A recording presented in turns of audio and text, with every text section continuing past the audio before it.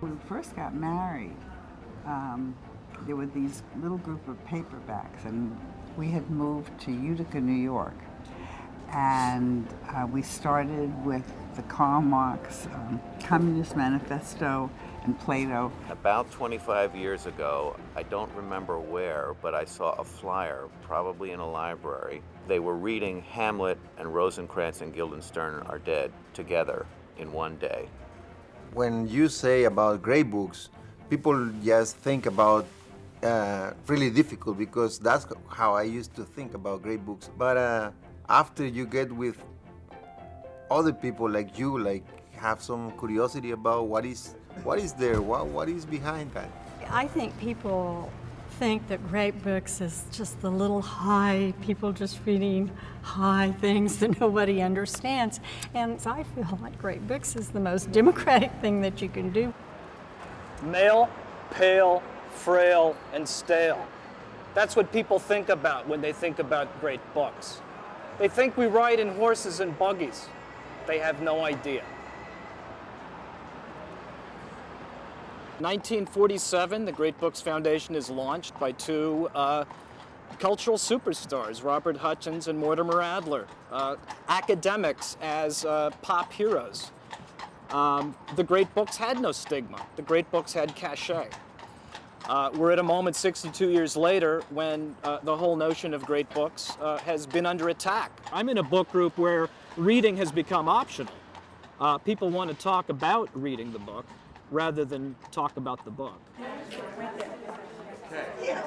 There are great books events that happen all around the country, and they're hosted by a variety of great books councils. We came up with this idea sitting in a room one day to have a thing called Great Book Chicago, and the idea is to bring people in from around the US and Canada or elsewhere, and have them come together for 3 days where they not only read and discuss world's best literature, but also we go to shows, we go to music performances, we have talks, we go to museums. But it's the great books, shared inquiry, discussion. That's why people really come, I think.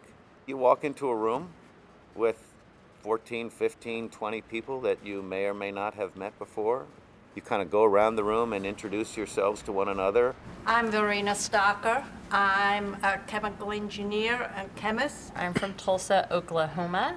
I'm a cabinet maker. I'm Jennifer Nelson. I'm from Reno, Nevada, and I teach. I'm a retired space scientist and spent my entire life reading about physical science and wondered why people ever read anything else. Sue Lummis, I'm from Pennsylvania. I bartend for a living, and it gives me plenty of time to read, and I love to come here because other people care about literature and reading as much as I do. And you spend just a moment or two kind of reminding each other about what shared inquiry is. Everyone must have read the selection that we're going to be working on. We're going to focus on the text exclusively, intensively, for 2 hours. Also, I will encourage you to read passages and cite evidence. And finally, I, as leader, will only be asking questions. And then you just dive into the text. If everyone would turn to page 59 in Gatsby, why does Nick say, everyone suspects himself of at least one of the cardinal virtues, and this is mine. I am one of the few honest people that I've ever known.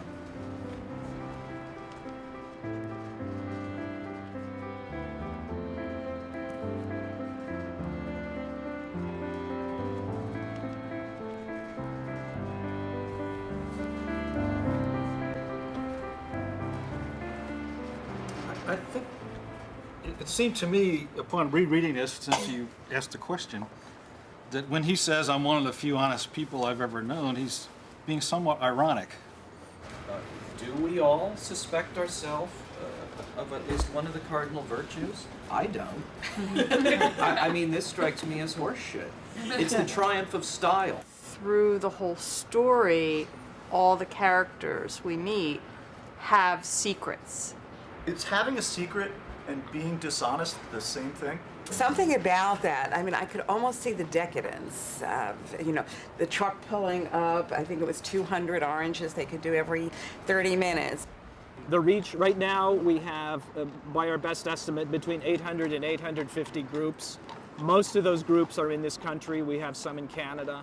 and a few in Europe. But the people who come to Great Book Chicago find meaning in their lives by talking about these sorts of texts. His goal was romantic. His goal was to get this woman. Is that wrong? I think that was his No. only goal, though. I think his goal was maybe for just to have someone to love. He had everything that you could think of, but the one thing that he really wanted, he never really had it at no point. Meaning Daisy. He says that people are dishonest and he has scorn, and then he says, I'm honest, but then he says, dishonesty in a woman is a thing you never blame deeply. Daisy says he's holding down the receiver, and Nick says, no, he's not. I assured her, it's a bona fide deal. I happen to know about it. And so when I read this book, I looked for somebody I cared about, and I couldn't find a single person in this book that I care about, but I still think it's a great book, and I'm trying to figure out why. We're not looking to that leader to give us the answers, but rather listening to every person in the group and responding to that person. And so everyone rises. And the more that you talk about it and discuss it, the more that you bring out questions, the better the puzzle, the tighter the puzzle get. And then suddenly, about 5 minutes later, the 2 hours is over. And I'm acutely conscious every time of all the things that we didn't discuss. There are texts that will stand the test of time, texts that matter, that will continue to be read by generations of readers. Historically, we have published a lot of short fiction. On the other hand, for the first time, we're publishing sudden fiction and also graphic stories. I will catch flack from people who ask, why are you publishing this new stuff? This is not great. And I think the idea of reading a book and sitting down and talking about it for 2 hours would be something parallel to the slow food movement. We're competing with fast food. We're competing with a lot of flash, a lot of spectacle. I love the energy at a place like Navy Pier, and I'm not against spectacle.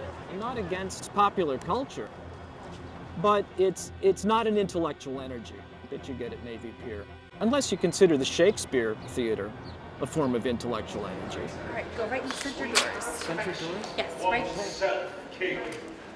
Away before me the sweet beds of flowers. Love thoughts lie rich. They were careless people, Tom and Daisy.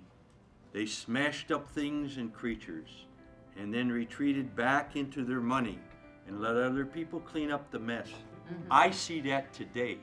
I see that in the bankers. That's why this is relevant. Because they're about life. Yeah, even though it's written in a different time period, come they say, the past repeats itself, things happen over and over again, and it is about life. You're trying to find a connection between where you are now and where you're going to be going. Just as we've been saying here, that Jefferson's ideal that without an educated, thoughtful populace, you've got troubles in a democracy. I know, most people don't know what the Great Books foundation is and the shared inquiry, and it's kind of, I would love to just get that word disseminated out to everybody. The Great Books world is alive and well. People are still reading. People are still intelligent and reading and wanting to discuss what they've read and wrestling with all the great books and the great questions of life all over the place.